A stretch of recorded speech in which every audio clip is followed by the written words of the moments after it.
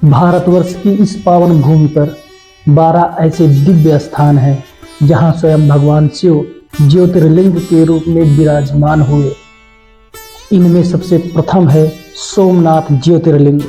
नमस्कार दोस्तों, आज की इस वीडियो में हम जानेंगे कि कैसे एक देवता के अहंकार और एक पिता के क्रोध के कारण उत्पन्न हुआ हमारा ये प्रथम ज्योतिर्लिंग सोमनाथ।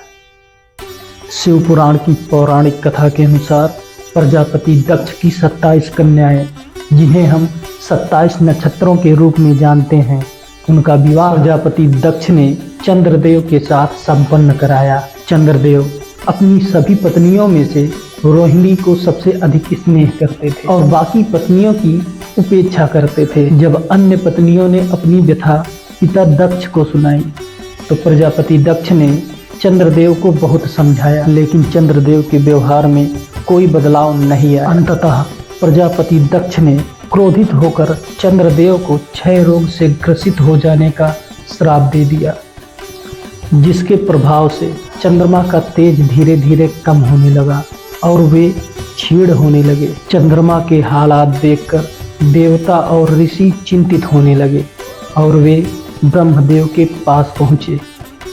ब्रह्मदेव ने उपाय बताया कि चंद्रमा को सभी देवताओं के साथ प्रभास नामक स्थान पर, जिसे वर्तमान में सोमनाथ कहा जाता है, पर जाकर भगवान शिव की कठिन तपस्या करनी चाहिए।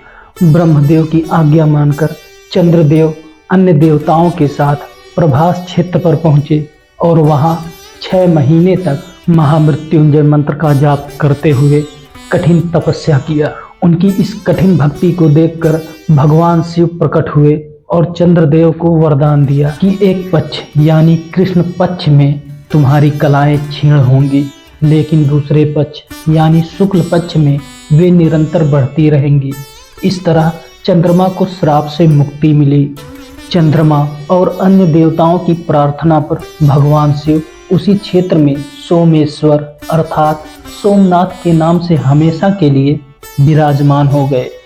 चंद्रदेव ने वहां सोमकुंड की स्थापना की, जिसे चंद्रकुंड भी कहा जाता है।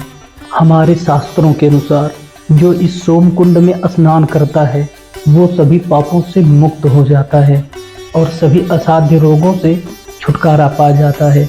इसी कारण सोमनाथ को पवित्र और प्रथम ज्योतिर्लिंग कहा जाता है।